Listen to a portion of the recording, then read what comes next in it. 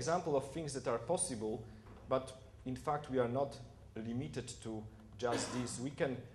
This gives us a lot of new possibilities in terms of what kind of applications we can build. So for example, this is a demo application. It's not really finished, but I still need to probably stop it. Oh, actually it's still running. So I can use, in this case, the same source code to actually not only browse through images, but you can actually take ahead and just use arbitrary forms and display them in a new and innovative ways. So more about FireMonkey later throughout the presentation. Back to David.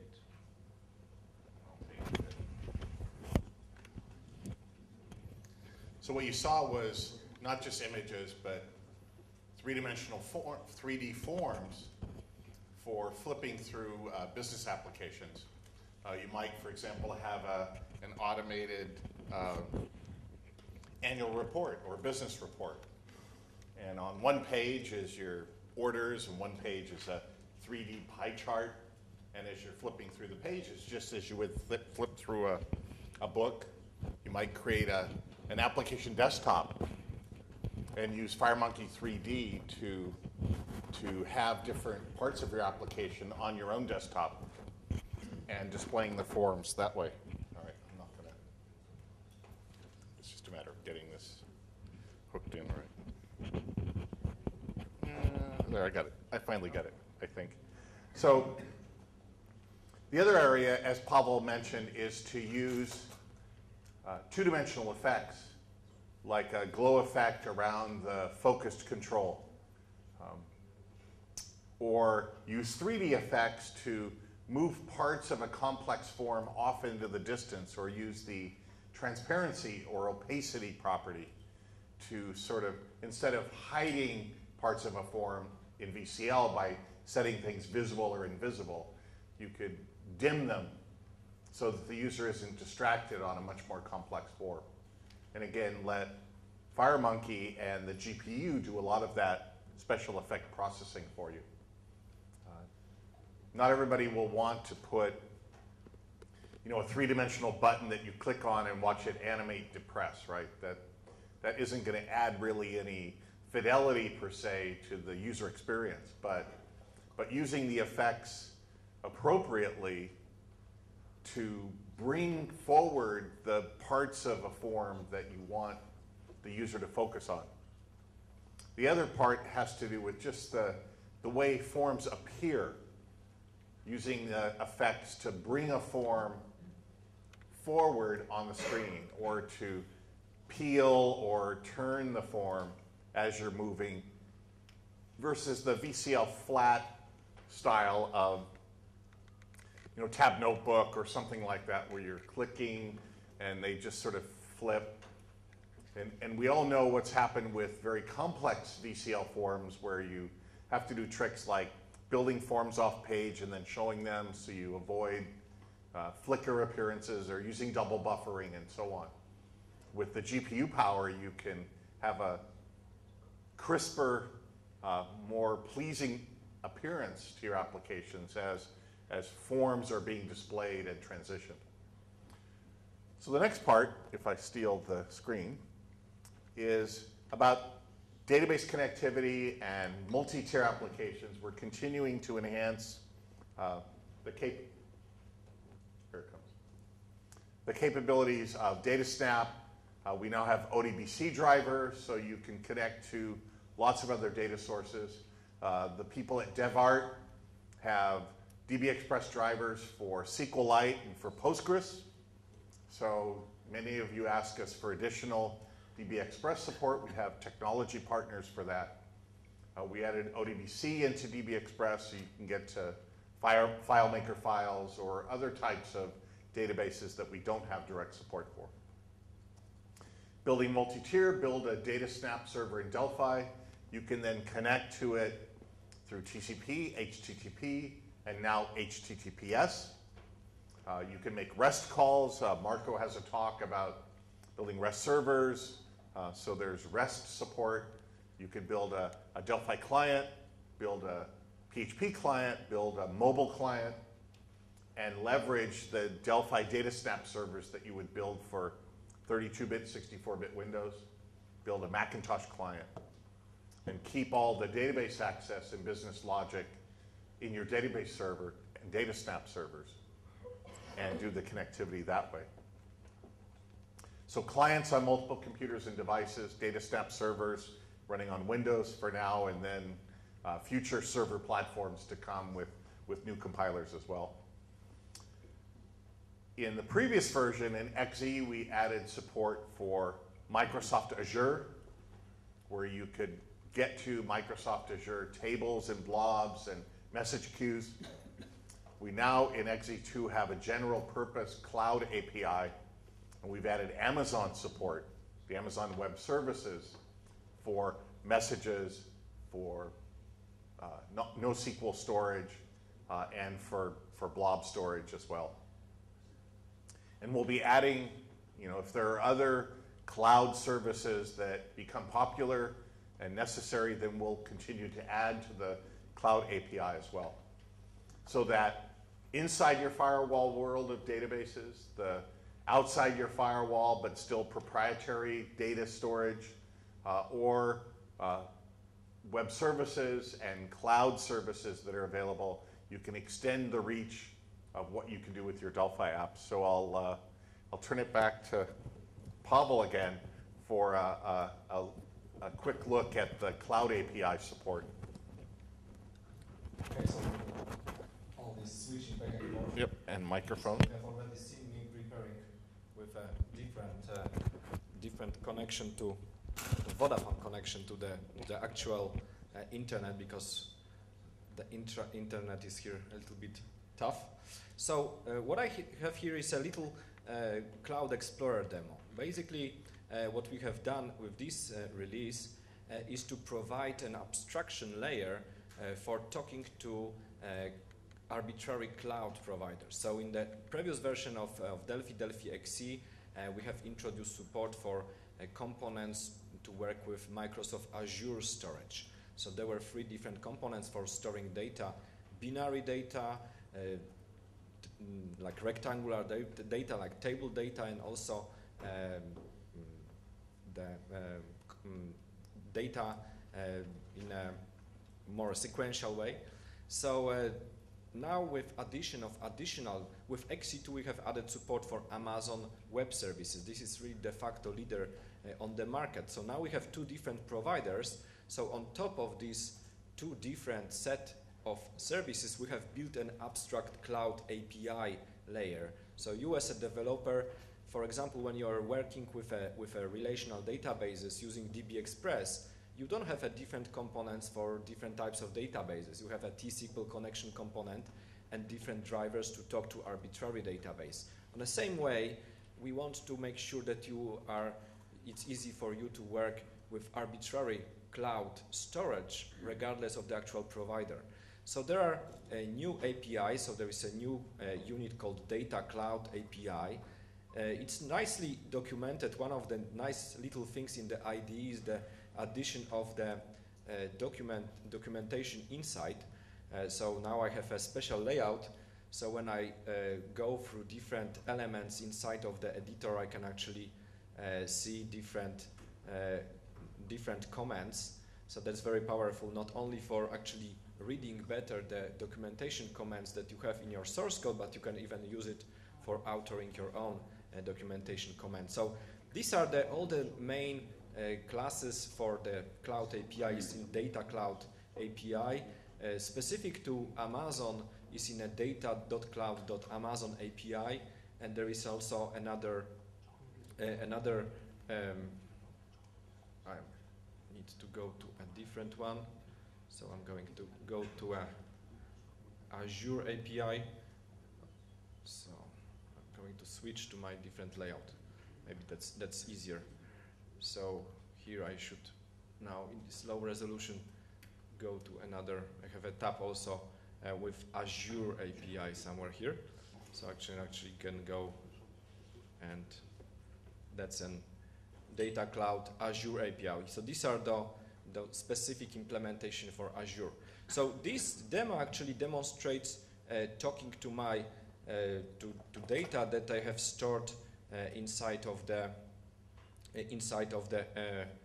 Amazon Web Services. So this web page actually demonstrates my own Amazon Web Services account. There are different services. I have my virtual machines running, but I have also a number of files that I have uploaded manually to Amazon Web Services. This is very useful, especially for example, sharing big files that does not fit into the email, but also for your application. You don't necessarily need to store your data in a traditional database. You can put it into the cloud. So why I'm showing you this? These are all the data, all the files that I have in Amazon S3 are organized in buckets. So I have, on the left-hand side, I have 2 buckets defined, and very, very much works like folders. And these are the different files that you can see that I'm having there. The very same data I can actually now access directly from Delphi application. So this little demo is a Cloud Explorer. I can actually decide whether I want to go for Azure or Amazon. I have already configured my credentials for my Amazon account. So now inside of here, I can actually select which account I'm going to work with. And you can see on the right-hand side, I have Paweł bucket and Paweł share. So I can actually programmatically retrieve information about what are the different buckets. And when I actually go into my own share, I should actually in a second, when the internet will show me, you can actually see that the very same files that I have shown you through the web browser, I can also see in the Cloud Explorer. So I'm not going to go deeper right now, but this gives you a full control or transferring the files. You can actually add a metadata to these files, and this is very powerful way and alternative to a traditional relational databases. And the file limit for the files are 5 terabytes. So if you have a bigger files than 5 terabytes, you have to split in chunks. But if you're less than 5 terabytes, you should be fine uploading very quickly. Okay, back to David.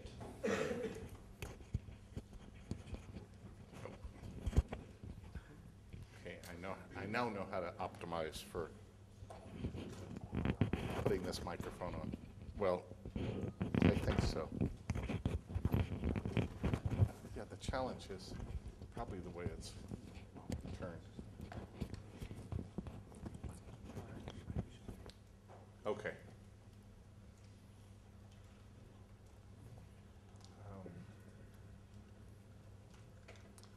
Current slide. Okay.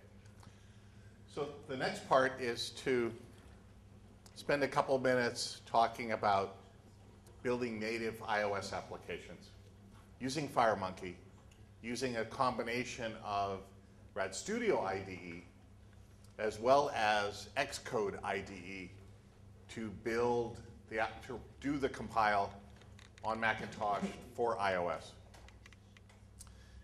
The reason we're doing this for now is our next generation compiler is not done yet, so we can't say file new FireMonkey application, set target platform iOS, and then launch our own compiler. So under the covers, what we do is you write your code in Pascal, use components, and then we use the free Pascal compiler on the Macintosh to generate the ARM chip native code that we need to run on iPhone or iPad, right? And when the next generation Delphi compiler is out, we won't have that requirement. We won't need free Pascal. We won't need Xcode. You'll be able to design your application in the RAD IDE that you're used to, choose a target platform, iOS, Android, Mac, Windows, whatever. Test it on Windows if you want, and then cross-compile and use the platform assistant to deploy your application. But for today, we use Delphi on Windows, and we use free Pascal on the Macintosh. Right? But you still have full access to doing application development on Windows, for Windows and Macintosh. And you can actually, by using if-def defines in your source code, you can actually test parts of your iOS application in Windows as well. And so let me switch back to the IDE. And I want to first show a little example that I have that uses a couple things. Number one, it uses DB Express. It uses the live bindings. So for this string grid, for example, in FireMonkey, we have a binding, and we're going to use the link from the bind scope DB, which just takes the data source that's coming from the client data set. So SQL connection, DB Express, SQL query that's querying customers out of the customer database, the dataset provider for providing the metadata and the data to the client data set,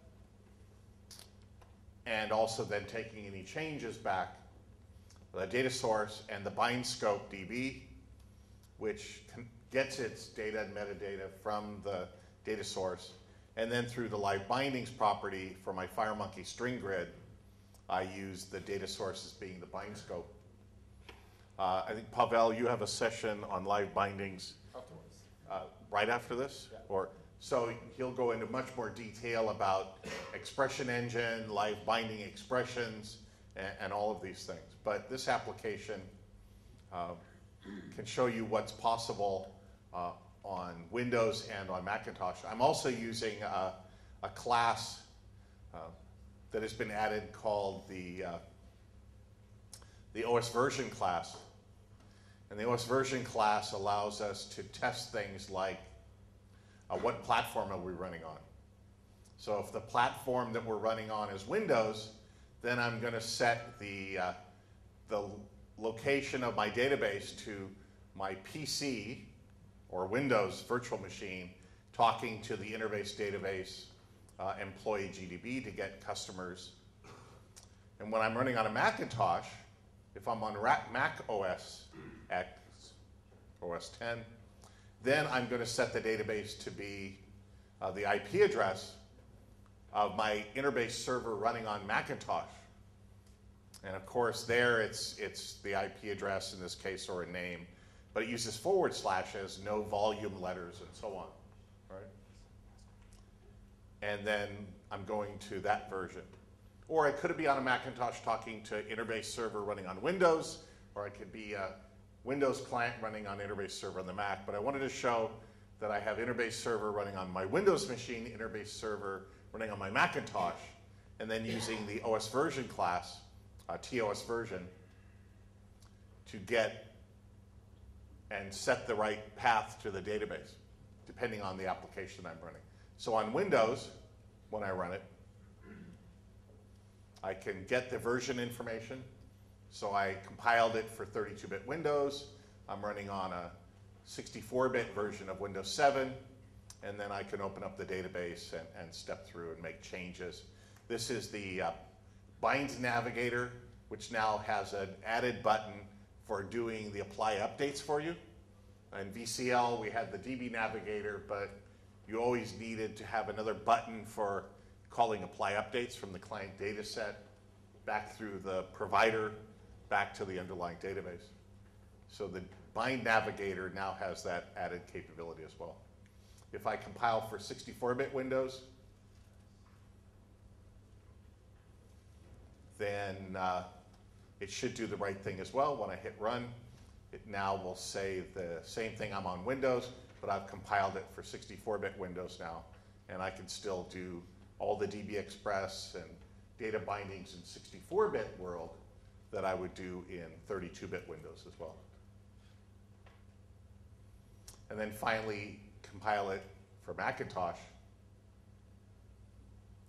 And using the same technology of the remote platform assistant, which is running over on the Macintosh, when it's done, let's see, something bad happened. Did I hit run? No, not yet. Oh, I hit build. Oh, sorry. Okay. So then I'll have the Macintosh version, which is talking to Interbase server, which is running on Macintosh.